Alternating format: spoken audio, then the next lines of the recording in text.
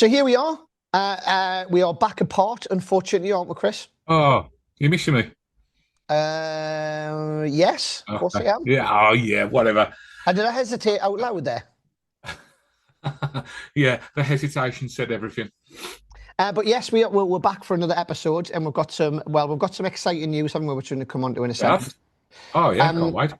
but really, there's not really a massive amount of news to talk about. But I thought I would mention just something that happened to me the other day, which I thought was interesting.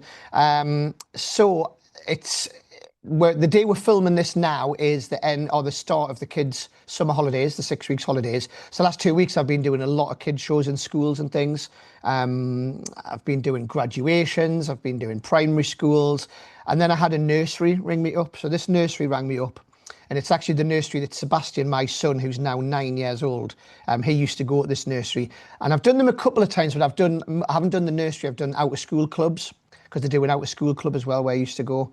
And they said, look, we've got the nursery and it's their graduation. So it's basically the graduation is the kids leave a nursery to go to primary school. And I said, I don't really do that age. We've discussed this before. I don't Oh, really do. boring now, yeah. Yeah, I don't really do under fives. Because for me, under fives, I can't really do a magic show because A, they won't sit for very long, and B, they just want laughs. They just want like funny things, the balloon hitting Silly your stuff, yeah. finger, silly stuff, and that's not really me. So I said on the phone, I says, "Oh, look, I know I've done it before, but I don't. It's not really my thing." And she went, "All right, it's just we've got 10 shows we want you to do." So I went, "Well, have a guess." You I went, went, yeah, I'll do it. "Yeah, well, yeah, I'll do it." Of course, I did.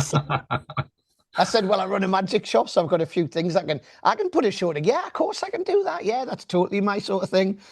So I've done 10 nurseries over the last week and a bit, 10 different nurseries, all of them I've totally done them. different. I've done them in the past, and they're not too bad because you can like do a few balloons and stuff like that, and things to fill the Yeah, time afterwards and yeah, stuff. yeah, And like you say, you just lengthen the trick with gags and yeah, magic wands and filler stuff. getting people to come up and all that kind of stuff. So it's been a long time since I've done them, but I have Yeah. done them. So I just did some filler. So I pulled the Run Rabbit Run off the shelf. I did a couple of other bits, pieces like that, which aren't really my sort of thing. I don't, I think I've said this before. A lot of the stuff for that age group isn't really magic. It's just an it's behind you routine, Yeah, oh yes it is, oh no it isn't, and balloons hitting your fingers, gags, breakaway ones, silly ones, that sort of yeah, thing. But dice anyway, boxes, there was stuff one of like the that. Yeah. shows. It was one of the shows I was doing where I pretty much almost lost control of the show. And that's never happened to me for a long, long time. I actually had to go to the extreme, the last case scenario, to recontrol the kids. So it was towards the end. I was only doing about half hour, 45 minutes. I was getting towards the end of the show. The kids were starting because, like I said, that age group, they were like 3 and 4. Yeah. So they were very, very little nursery kids. They weren't even like 5 or 6s. They were literally 3 and 4s. So towards the end of the show, they were starting to get up and starting to move around.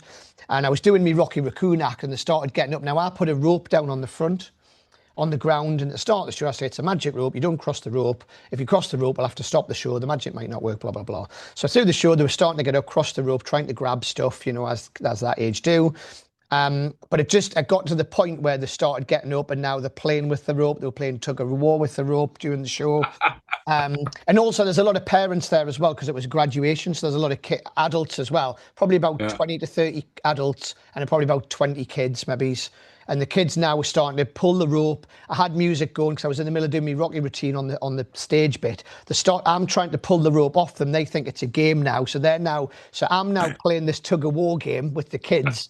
There's like 6 of them on one end of the rope, me on the other trying to pull the rope off them, right? This is while the music's going on. What's the music? Please tell me it's Oh, something I can't funny. remember. It's like a Benny Hill music. No, it's not. So the kids are pulling the rope. The parents are all like sort of there, not doing anything to stop the kids from doing it. So during the show, I have a few gags that I do when the kids are unruly. You've got all the gags that you do, like has anybody seen their parole officer?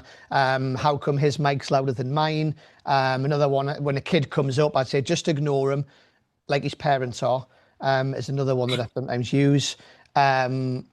And I'd used all of these up by this point, and I'd controlled a couple of the kids and sent a couple of the kids who were really like mischievous back to the adults. So last case scenario, I had to do that, and I've not done this for a long time. I had to turn the music off, stop the whole show, and literally control the kids and tell the kids to go back to the parents.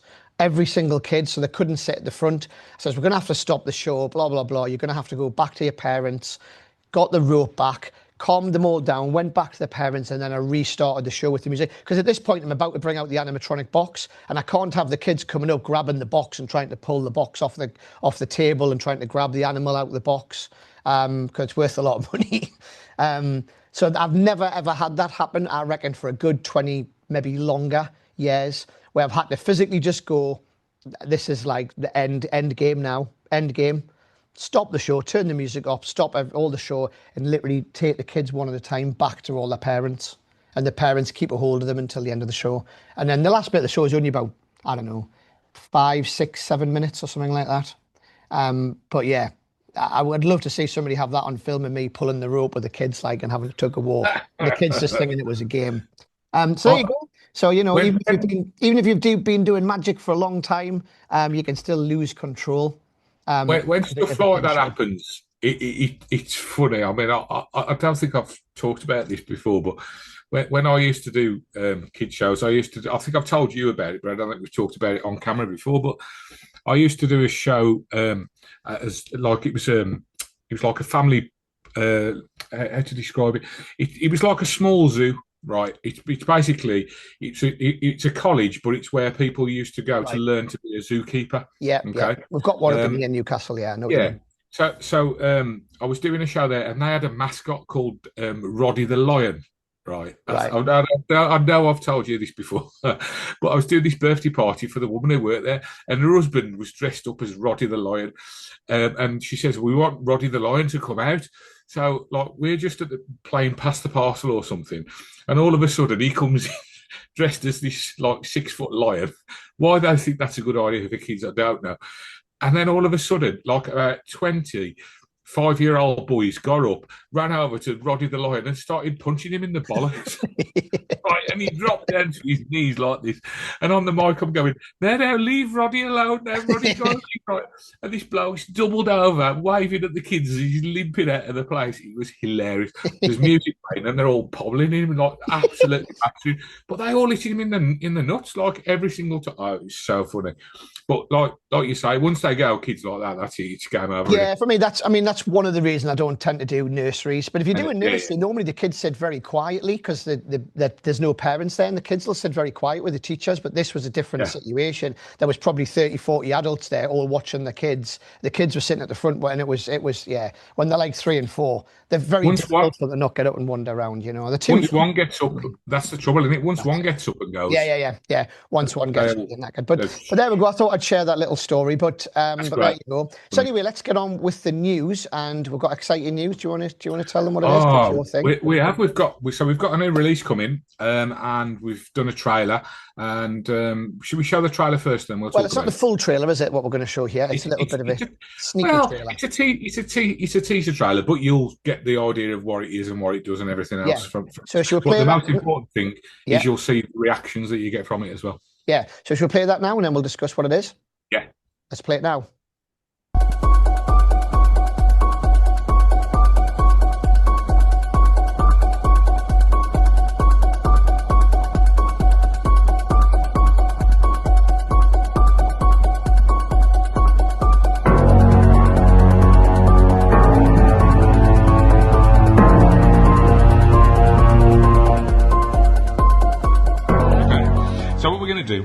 I'm going to put the web there. Yeah. You see the spider there, right? I'm nervous now. No, don't be. Look, if we do this, it vanishes. Right, it doesn't get far. There. Wow. Okay. Now watch this. If I do that, did you see that go? And it vanishes from here. And if you wave your hand over, it'll come back. You'll see it's visual. Over the top. Yeah.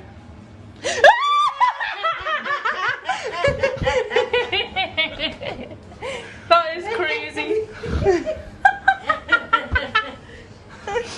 Oh my god, that is so good. That was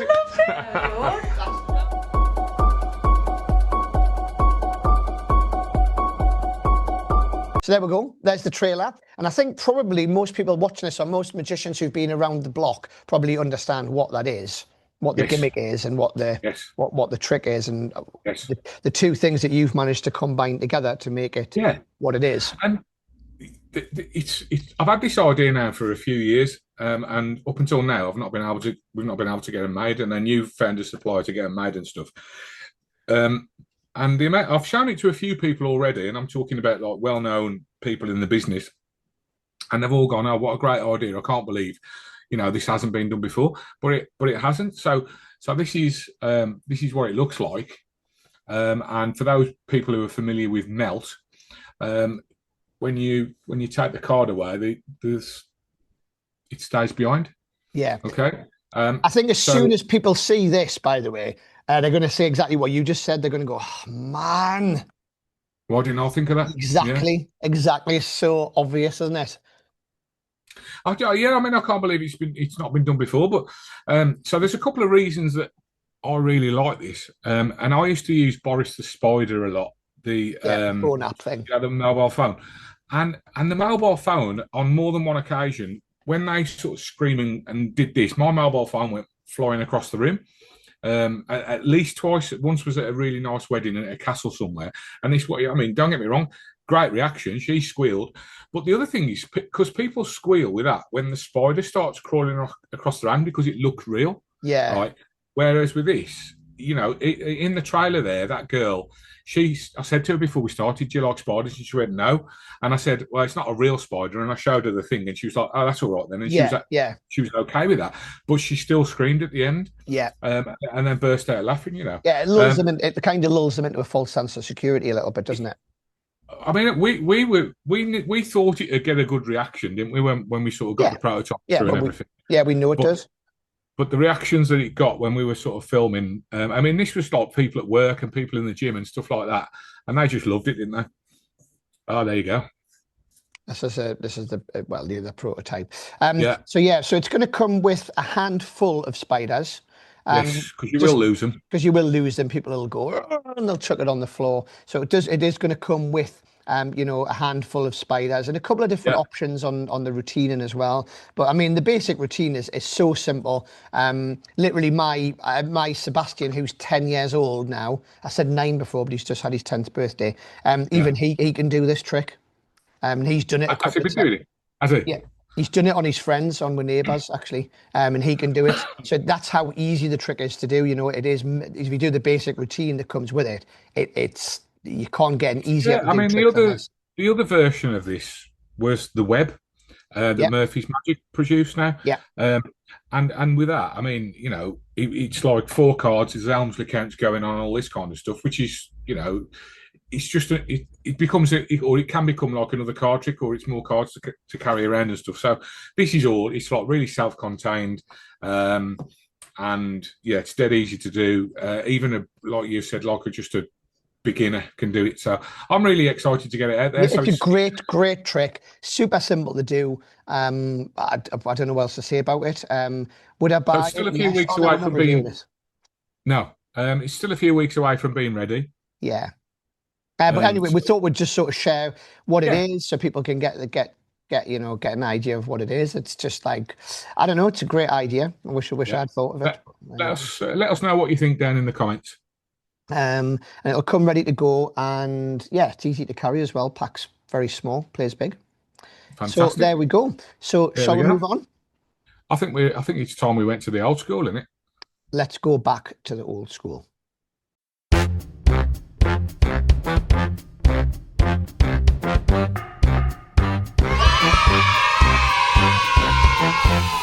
Here we are. We're at the old school. We need to get some teachers' hats for this. Some teachers' hats we could do. And this week's old school is an old Magicbox trick called Tight Squeeze. Now, this is kind of old school but new, because this is a slightly different or newer design of Tight Squeeze. But for anybody who doesn't know Tight Squeeze, they don't know the effect, we'll play a performance of it now, which is me performing it here at Magicbox. So here we go. Watch the performance and we'll talk about it after. So I'm going to show you this. This is a really cool £2 coin testing device, because there is a problem with some of the £2 coins. I don't know if you know about this or not. You don't know. I'm going to show you. This is what you do to test a £2 coin. We've got this little funnel thing, and what happens is the £2 coin fits on there, and then what you do is you screw this together, and what that does, it seals the £2 coin in the middle. Now what that means is anything that goes inside there, it can either come out this way unless it can go through the £2 coin. And that's what's going to happen. We're going to make these 10p pieces go through the £2 coin one at a time, 3 and 4 coins. In fact, what I like to do when I do this is I like to have you choose one. So I'm going to have the spectator choose one. Let's say they choose this one. You drop that one in, followed by the other 3, and when you snap your fingers, if it's a trick £2 coin, then the 10p piece will penetrate through that £2 coin. Let me show you that again. That obviously leaves us with 3 coins. This time I'll try and do it visibly for you. Look, 1, 2, and watch this. If I actually drop this one in, it should actually drop right through that £2 coin, solid through solid. That leaves us with 2 coins. We're going to do it again. Watch, 1 and 2. And you can actually see it go all the way through there. That leaves the last one. We're going to do this one a little bit differently. What we're going to do is we're going to gather these 10p pieces up like this. We're going to take this 10p piece. I'm going to place it inside of my pocket like this. Although people think it's in the pocket, but actually I've got it palmed. This is called a magician's invisible palm. I don't know if you can see that on the camera. Can you see that on the camera? It's invisible. But what you do is you take that 10p piece and you drop it inside of here. And what happens is it should go all the way through, giving you all 4 10p pieces and, of course, a solid £2 coin. And now everything can be examined and there's nothing to find. And that is Tight Squeeze. So there we go. That's a performance of Tight Squeeze. And this is the sort of gimmick here. Now, the original one of these that we used to sell was a little brass thing, and it was about this big. That was the one I had. Yeah, and it had a little sort of brass block that went in the middle. But you could replace that with a £2 coin, couldn't you? Exactly, you could, yeah, you could. So this version is just a slightly different version. One of the main reasons that we've had it's been made differently is because, believe it or not, is the price of materials. Brass is megabucks these days. Brass, copper, anything like that is absolutely megabucks. Even aluminium these days is megabucks as well. So I'll be honest, one of the main reasons that we've had to redesign it, and it's not been around for a lot of years, was just the price of the metal. The metal rods. Surely though, it does look more. I don't know. It shouldn't make any difference, but it looks more impossible going through a taller tunnel somehow. Yeah. But the downside of that, of course, is it takes up more room in your pockets when you're working. It does. It takes up a little bit more room in your pocket. I think this is a nicer looking prop. I like how it's sort of funnel shaped as well. It does look good. So it gives the impression. You can split it in 2 as well, can't you? So it'll, yeah. It unscrews like that. Yeah. So you can put like half in one pocket and half in another or something like that. And obviously the £2 coin fits perfectly. It's made to fit the £2 coin in there. So when I first started doing gigs all them years ago, I used to use the original brass one, and it always used to go really well. Yeah. I think I bought it off Alakazam back in the day. Like, it was like it was the thing you're talking about. It was exactly that with the £2 coin, and it was one of the things that sort of, I started doing coin magic from using this. I think I can't remember now, maybe not, but it's a good gateway to learning coin magic because it just uses one really simple slide, doesn't it? Yeah, it's one of those sort of it's one of those very first or basic coin tricks a lot of people get. As one of the first effects that they get because it's self-working. It works itself. You can borrow the coins off people. It's always good to, coin magic. We've talked about this before. I always love coin magic that uses British coins or coins that people are familiar with, or something that people are familiar with, whatever everyday object that it is. So £2 coin, I think, is great to go in there. And then your 10 pences. But it's a nice bit of kit. Also, the good thing with aluminium is it doesn't tarnish like the old one did. So the old one used to tarnish. And it would go different colours because of the type of metal that it was made from, whereas this will never do that.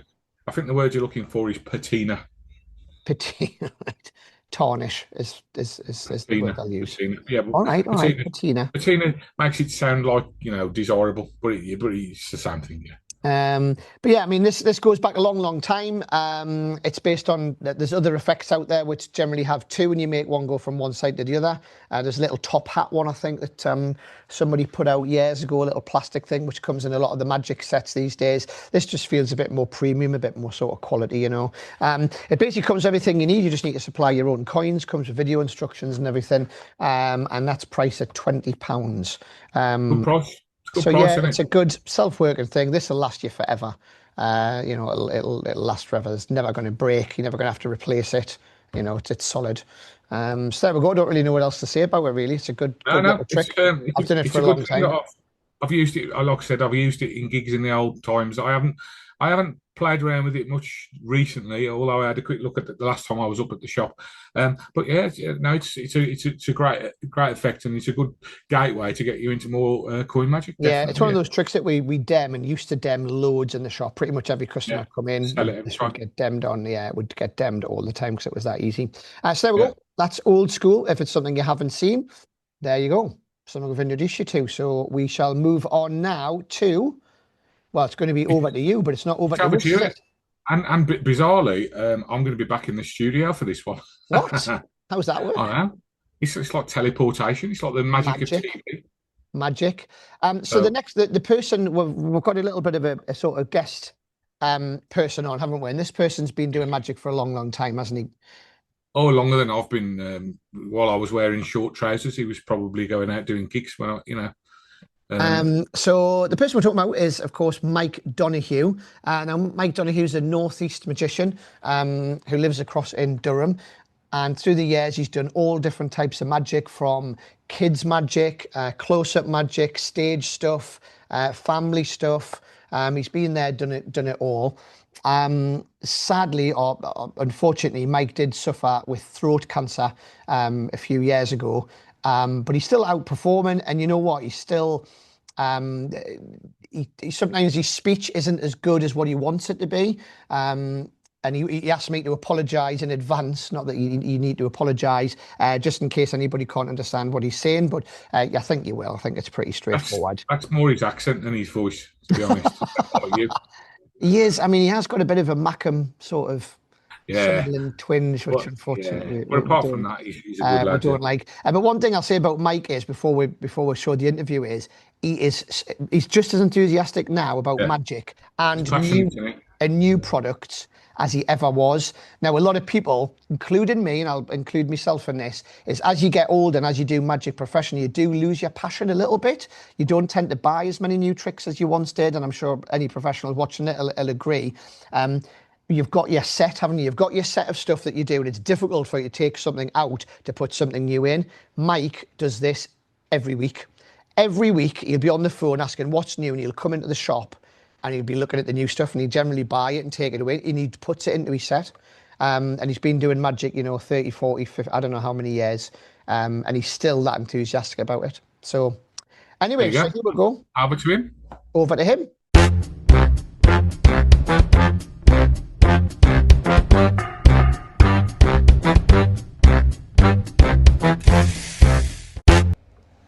So here we are, and as we already said, we have got a special guest this week in Over to You, haven't we? Well, it's not really over to you. It's more like an interview, isn't it? So maybe we should do a new cartoon. But no, don't say that, because Taylor will not be happy. No, he won't be happy, will he? Yeah.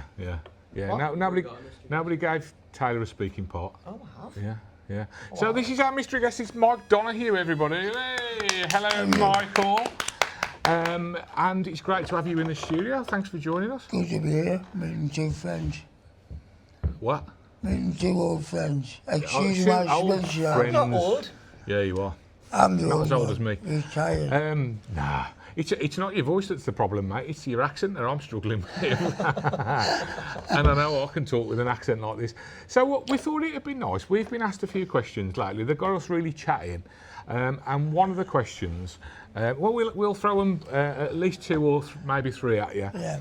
So the first question, and this is one we both had fun answering, and we went on for quite some time, is can you remember your first experience of live magic and what impact it had on you? Yes, I can. I can remember seeing, well, not the first. The first experience was David Nixon's shows. David Nixon. So Yes. what year was that? Probably 1920, something like that. And I didn't think he was a particularly good magician. Not compared to somebody's entertainers, Paul Daniels, but apparently he was loved. But I used to watch it for the guests. I saw a lot of amazing guests on the Nixon show. I saw David Berglas, who was any card at any number. And when I was at Mr. Berglas's house, he took us to the magic show. As David Berglas, a memory man who introduced me as Mike Douglas, not Mike Donahue. Mike Douglas. Yes, it was always Michael Douglas. But, and I mentioned to him doing his any card, any number, and he said he wasn't on that, so I went, you were? And he went, oh yes, David was ill. I did from, so that was another experience. Was that the first magician you saw ever? We're also talking about like live, like in the when flesh. I was like 9. Yeah. The first person I saw live was Russ Stevens when I went to the show. Yeah, And I saw a kid. We was talking about this on a previous show, but I was entertained at my birthday party. And I can't even remember the guy's name, but I remember him doing the linking rings, and it really had a big impact. So, can you remember the first time you ever saw magic live in the flesh? Yes, I can. So, somebody at school performing magic, and you did trick with a handkerchief, got you to take your hanky out of a tissue, and all he did was wave it, and that was the trick. He didn't experience, so I was disappointed. Because I used to buy magic books from bookshops in the library. I should take them back to the library as well, but they were always overdue. So they were my first experience. So your first experience of live magic? The very first experience is where I broke his thumb off. And I tried to do it. I'd forgotten about that. The next experience was my granddad used to take his false teeth out. I used to try, by the time I was 37, I realised how he was doing it, you know. Nice. You just reminded me. I remember when I was a kid at Butlins, and I must have only been about 4 or 5 or something. And there was a guy who sat next to us. You remember you used to have your dinner in the hall, and these. You're probably too young. You probably never went to places like this. They were like prisons. You know, Butlins? Have you? No, surely you won't be remember Butlins when you were 4. No. Yeah. And well, I just remember like. The guy doing this, and I was transfixed by him. I thought he was real magic, you know. So yeah. Okay, so that's great. So the other question was, who is, and we'll give you 2, and I'm not trying to, and I'm genuinely not trying to lead you here, but who are your favourite 2 UK magicians? At present, still alive. I'll be perfectly honest. Somebody called Chris Congreve, and I'm sorry, it's Gary Jones. That's fine. But I'm very proud of this man, British Magic Champion, kids shows up magic, and a much more powerful voice than me. And unfortunately, he's younger and better looking. That's the only thing I don't like about him. So funny enough that you said Gary Jones. That's who I said. Because that's who he said. Well, I could tell straight away. I went from semi-pro of 20 years to full-time pro, that they were the real deal. They knew what they were talking about, and the stuff was parallel. It was bang, bang, straight to the point, very entertaining, very likeable, no ego, and effect. What? You're talking about Gary Jones, obviously, yeah? Yeah, no Gary Jones answers. Very entertaining and a likability factor. If you feel comfortable, and they're not one of these who walk in with a case and say, look, I'm important. You're not important. The people you entertain are important. I realised that them two made connections straight away. You didn't have to wonder if they were good at their jobs. Chris's patter, I was listening to Chris's jokes and patter. Well, I wouldn't have just eaten cornflakes, really, and doing that well. So, hand washing out, you entertain. As soon as you meet them, you think, this is going to be good. That's what it's about. I genuinely didn't think you were going to say that, and I feel a bit embarrassed. Well, but in a good way, in a nice way. Thank you. £1,000 round the corner before coming upstairs. Get what I've paid for. So, Final question then, mate. How many? Put a number on it. How many? For people who don't know you, how many gigs do you reckon that you've performed at over your career? And you've done a lot. You've done. You did close up. One of the busiest stage, kid stuff. Yeah. So you've always been an all-round performer. Yeah. One of the busy. When I first knew Mike, he was probably one of the busiest magicians I had ever met, apart from probably Gary. Yeah. Gary was always that busy. And, Well, I've done 20 years working at a job at a factory, and every weekend I was up and down the country. Was it Nissan you worked at?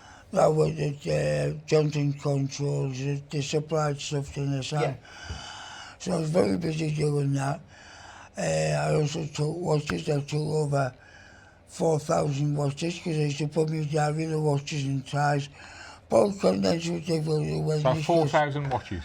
4,000 over. And what do you reckon was the most expensive watch you ever nicked? Well, I got one on Express, which I worked about 120 times. One Express isn't a lovely, luxurious train. Nobody gets murdered on it, honestly.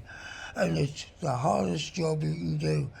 Because the backwards and forwards, the people are very drunk. And they said piss there, but you know, it's still there. Very drunk. Yeah. And there's somebody walking about playing a violin or some other caricatures, and somebody playing a banjo, and you've got to make sure you get it, because it can be a 6 hour or 4 hour job, and you don't get fed, you get a coffee or a water. And it's exhausting. It could be anywhere from Aberdeen to London, and they take about 6 weeks to pay it, but sometimes it was 6 months when somebody else is the place. Yeah. So that's a very hard job to do. If you can do that when you're surrounded, you can work anywhere. But and you've worked some rough places as well. Oh yes. So you've worked some like really posh events, but also some proper rough I prefer clubs. the rougher ones because the people are down to earth, aren't they? There's a couple of events. There's always some woman with far too much makeup on, dripping with jewellery, and either the season out nice or the bloke's not nice. Yeah. It's very rare they're both. Same at weddings, sometimes they're lovely. It's very rare you get a nice bride and groom. One of them's always got like it's a special day, but you've just got to make it special for them. Golden rule when you're doing close-up is don't ask them if they want to see something. Yeah. And the other golden rule is don't walk in with a case because you'll never use half the stuff in it. So did you have a case then, or not? I had a little case I kept in the car. It was a CD case where I took the insides out and had some stuff which would be bigger. If you needed If it. I needed to do something, you know, maybe 15 minutes at the end or something. I got a couple of events to do 15 minutes. So you had essentially 15 minutes worth of cabaret stage material that you could pull out if you needed to. Definitely. You always had that But with you. everything else was on your person. Yeah, but I didn't look as if I was weighed down with stuff. I firmly believe, I mean, the longest events, apart from trade shows where it was 4 hours, I was there, it was to be, you know, as I was called. The longest you normally work is a couple of hours at corporate events at Christmas, and they always call them in. You can't do that when you go in the room.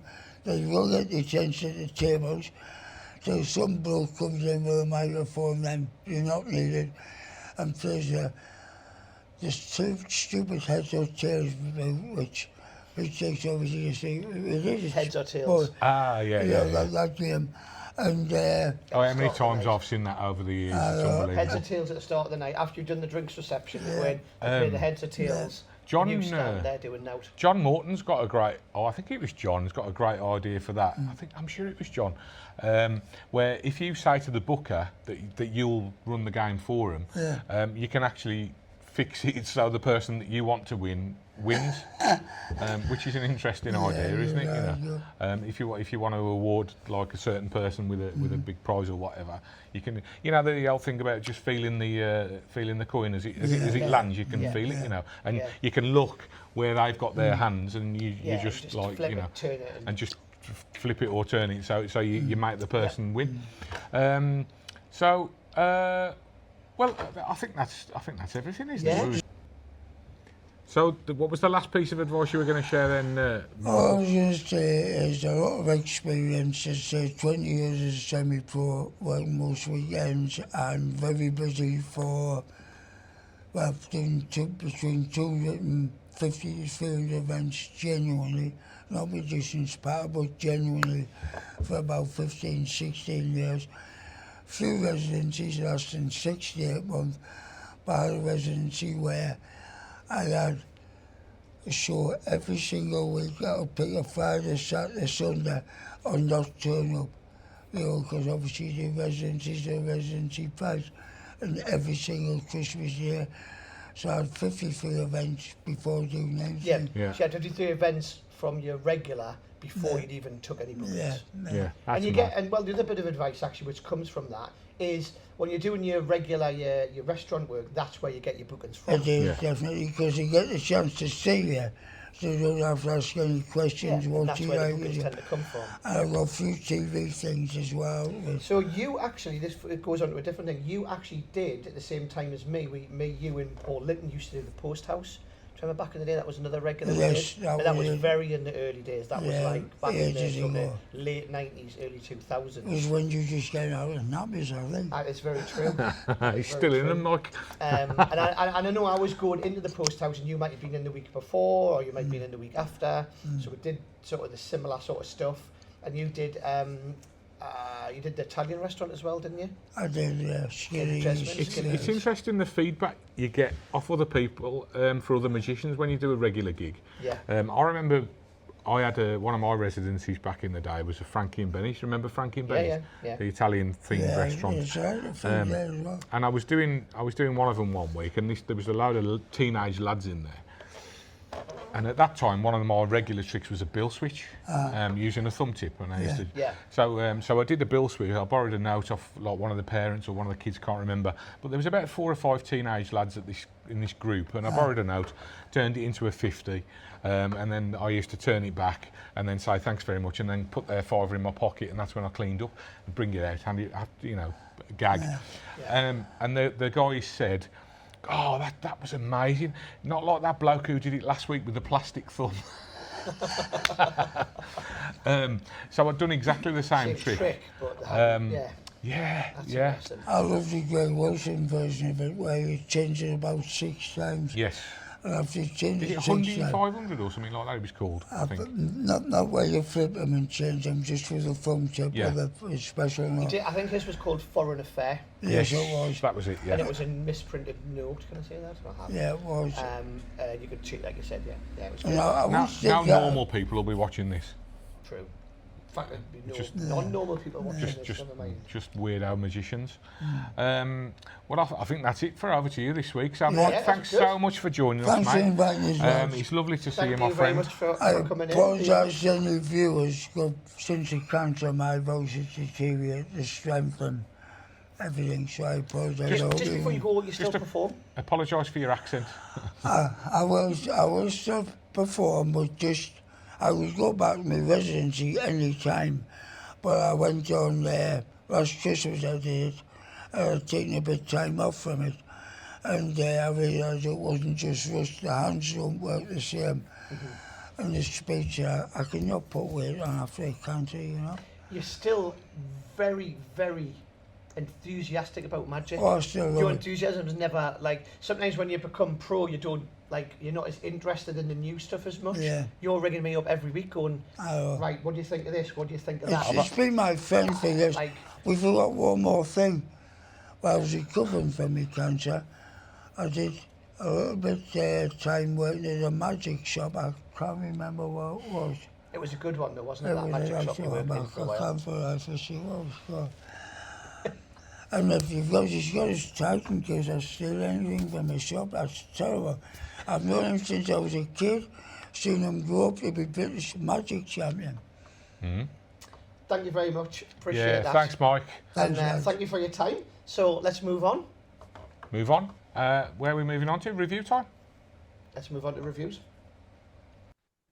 So there we go. That was over to Mike Donoghue, and that just leaves us now with reviews. So shall we get on with the reviews? So let's get into review number 1.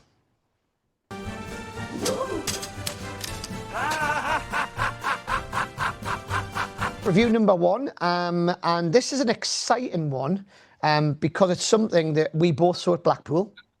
It's an exciting one because you can't find it. Was it that obvious? You're like, where's that gone? Was it that obvious? And it's Diminish by Damien Sir. Yes. So are you going to show the trailer first? Yeah, sure. Can we put the trailer? So we'll play the trailer, then we'll discuss it. So here's the trailer. This is Diminish. So Diminish is the result of an obsession I've had with Vanishing Deck.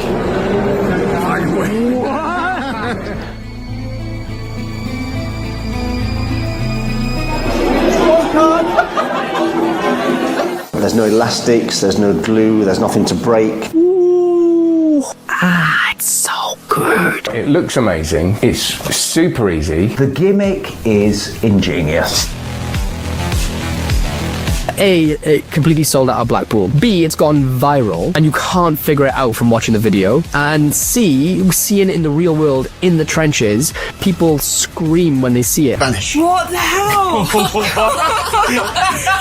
And it's that extra phase, that extra quarter vanish, which Damien has built into Diminish, and it is a beautiful, beautiful additional moment. This looks the most real. The bottom line is, this is an exceptional way to vanish a deck of cards. If somebody created a toy car, this is the Optimus Prime Transformer version of that car.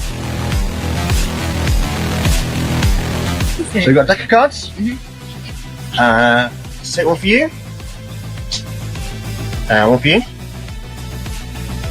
Oh, sorry, I'm going to grab that one. Look at your cards, remember them? And we'll put yours just here. Perfect. Your cards. Okay. Excellent. 2 cards. Can you hold your hand up? If I do this, and this, and this, just name your card. The King of Clubs. You got it? Yeah. Okay, 1 down. Whoa. So to find your card, we're going to make all the cards that are not your card vanish. Okay. So is your card red or black? Red. I'm going to make all the black cards vanish. Half the deck will disappear. What the hell? What was the suit? Diamond. All the hearts are going to disappear. Half the remaining cards will go.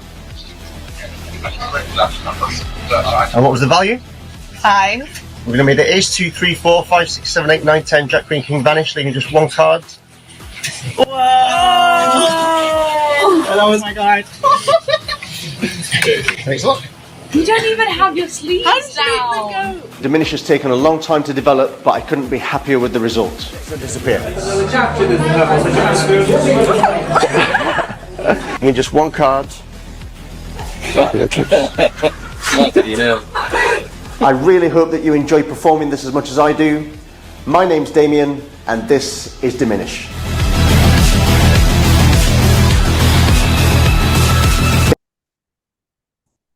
So there we go. There's the trailer. How good does that look? I think that was generally accepted to be one of the tricks at Blackpool, from what I can gather.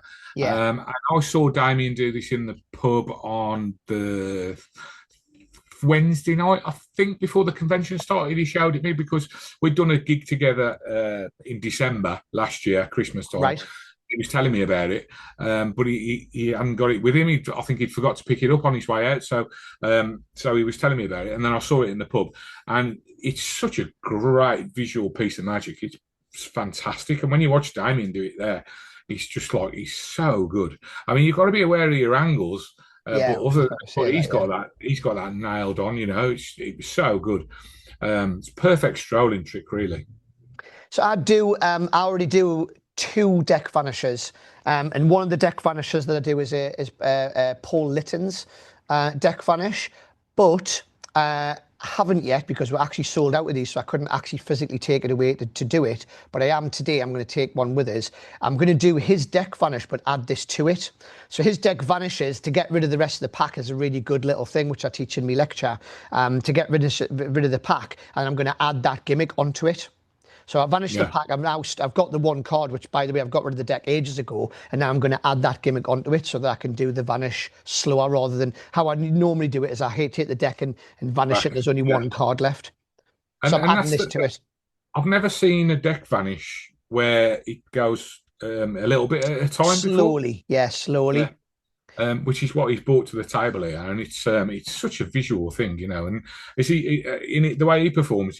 He's like, okay, was your card black or red? Right, I'll get rid of all the red cards. Was it a heart or a diamond? Love I'll that. Get rid of Love the diamonds. You know, and then bang, I've just got one card left. And it's great idea. Brilliant idea. And you can see the genuine reactions that it gets off people when it vanishes a bit at a time. Even magicians as well. Because in the trailer and stuff, some of that was filmed at the Magic Convention. So some of those reactions, it's not all of them, from magicians. Yes. Yeah. Sorry, there is another couple of similar type gimmicks to this on the market, which do vanish the deck slowly. But what I will say is this is far better made, and it's much easier to handle than other ones that I've seen on the market. I'm not going to mention what the other ones are, but I know there is at least two out there which do a similar thing. But this is it's much superior. It blows them out of the water, in my opinion. Well, I had a play around with it, so Damien sort of let me play around with his, and it's a little bit knacky, but after about 2 or 3 goes, I'd pretty much got it. You know, it's not difficult. It's not difficult. Let's be cut to the point here, though. It's not self-working. It's not something you're not going to pick this up and be able to do it straight away like some of the other stuff. Anything where you've got to vanish a deck of cards and ring this in, you've left the realms of self-working ages ago. It is something you're going to have to practice, and I know some magicians don't really want to practice these days, but this is something you're going to have to sit and work at. It's not going to be instantly. I think the pros out there obviously know, but it's something that you're going to have to work at. It's not something that's going to come naturally. It's something it's worth it. It's definitely worth it. Yeah. I mean, I think it's really, really good. I like it. I think the gimmick is well made. How long will the gimmick last? Is a question. I think it lasts a lifetime. I think you might have to repair it after extensive use. Maybe. I think. So like there's a bit of sticky tape essentially would fix it. So I think eventually you will break the gimmick, but you can't break the actual body of the gimmick, if you know what I mean. It's really well made. Yeah, it's really well made. You may have to repair it at some point, but it's very well thought out, very well made. I would rate it highly. Would I buy it? Do I like it? Yes. Would I buy it? Yes. Am I going to use it? I'm going to try it. Yeah, I'm going to use it over the next couple of weeks. Now we've got them in. The first batch of these sold out. He sold out at Blackpool. I know that. He sold all the stock he had at Blackpool. Then I tried to get them direct off him, and he said he had a deal with Murphy's. And he says, literally, as soon as I've sent them to Murphy's, I'll let you know. We ordered X amount in, and we got the first batch of them. They sold out straight away. This is the second batch. And I think currently we're the only people who's got them. We've got limited numbers because Murphy's haven't got any more. So we've managed to get a limited amount. But there you go. Your thoughts? Oh, same. Yeah, absolutely agree. You're using it already. So there we go. I haven't got one yet, but I think I will get one at some point because I think it's just I just love that, sort of taking a full pack. This is, as far as the spectator sees it, is from 52 cards down to 1, and it's their card, and that moment at the end when you sort of hand them their card and you're left, you are left a little bit dirty, but it's done in such a really, the way it's routine is superb, and all the heat is off the dirty hand and it's on the card that's left, so it's great. I would buy one and I would use it. Definitely. So there we go. Diminish. Well done, Damien, sir. And we'll move on to our next review. So the next review it's more of a stand-up piece, and it is a Magicbox by Mark Shortland. So is there a trailer we can show for this or not? There is a trailer. We'll play it now and then we'll explain more about what it is. Cause I don't think the trailer, for people who don't know what it is, because it is actually an old school trick, it's been re-released. So we'll play the trailer, then we'll explain exactly what it is and how it works. So here's the trailer.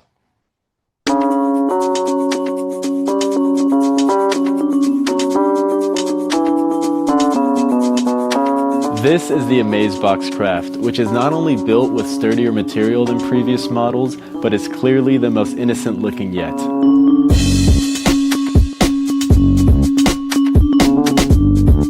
This ballot box could be passed around the audience or left on stage in full view, as spectators are invited to write anything on a piece of paper and drop it inside of the box. Whenever you're ready to begin, Anybody could open this box by themselves, and when they reach inside and pull out a slip, you could force exactly what's written on the piece of paper that they take. The Amazebox holds hundreds of billets or playing cards, is fully examinable, and works 100% of the time. Many professionals, myself included, use this all the time in our shows because it's just that reliable. It even packs flat and comes in a custom envelope for maximum portability. This is the Amazebox Craft, and it's available now.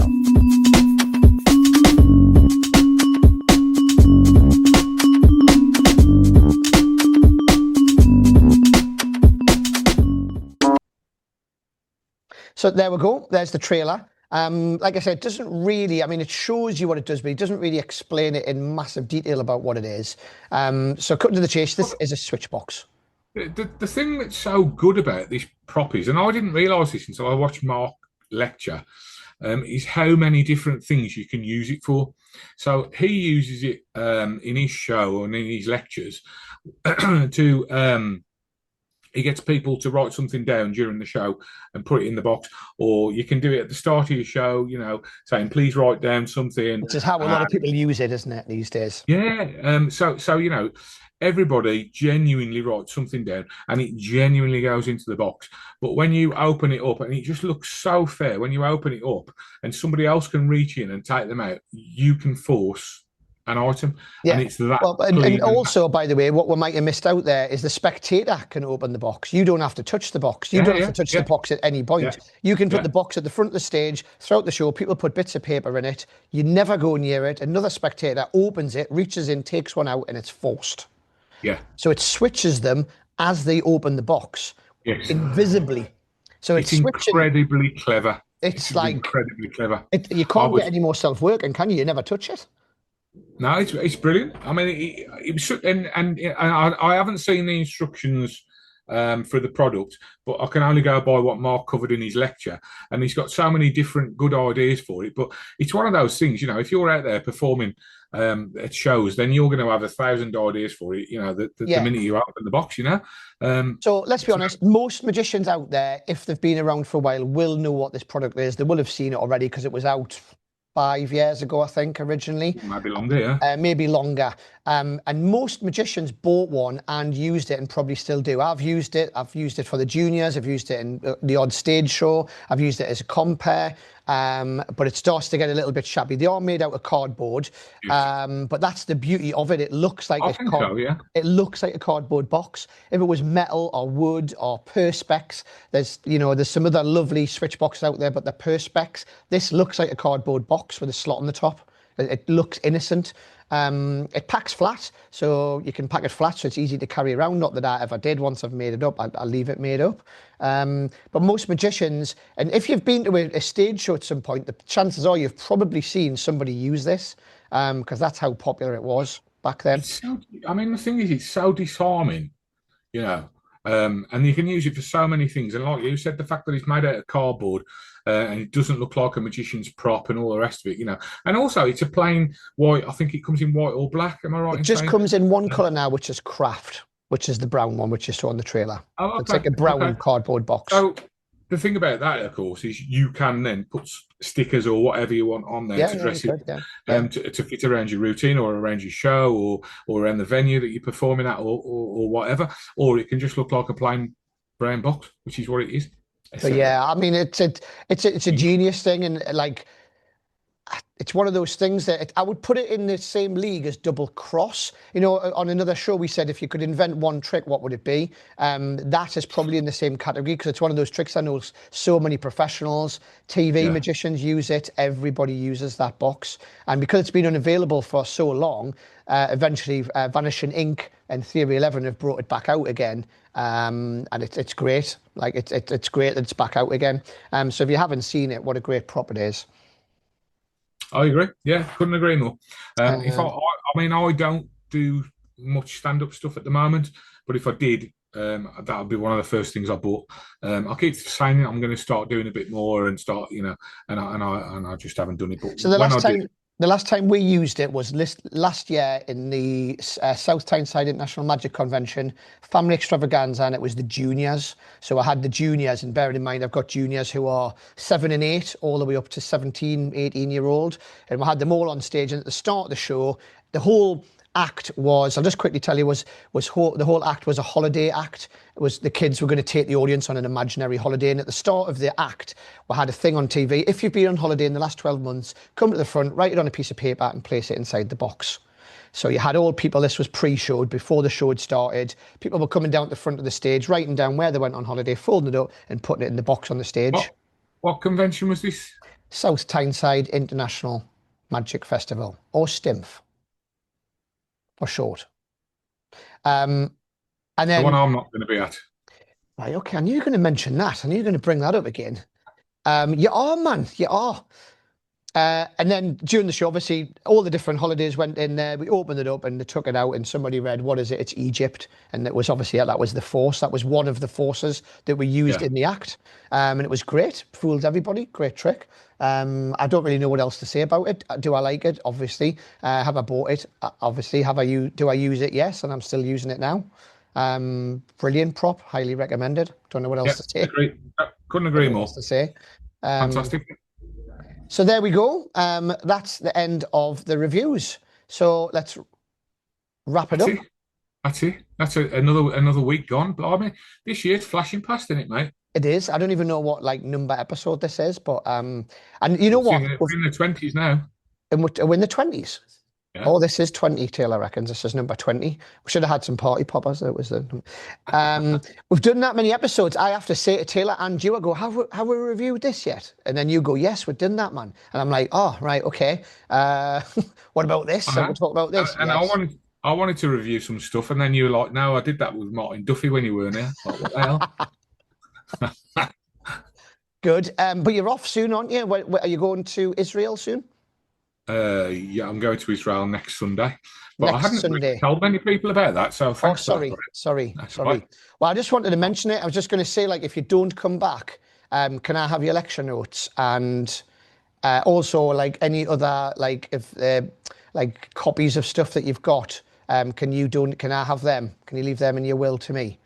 Yeah, thanks, mate. Thanks for that. I mean, I'll be honest, we have got a couple of people lined up who could take over as well.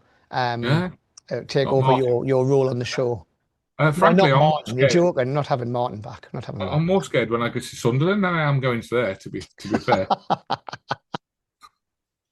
No, it'll be good. It'll be good. It's you know what? I would like to go there at some point. I think it'll be good. I'm looking forward to it, mate. I've got friends over there. I've got friends over there, so I speak to them. I'm doing a lecture in Tel Aviv on the Monday, sorry. And then I'm doing a workshop on the Tuesday, and then I fly home on Wednesday. Wow. So it's just a quick in and out job. Yeah. Brilliant. Well, enjoy that. And we'll see you same time next week. Anybody who's got any questions, please send them in as usual. And let us know what you think about our new trick. Yeah, let us know what you think about the spider trick, which is called Eek. Eek, because they go eek. Is that what they do? Happy week. See you all. See you later. See you next time. All out.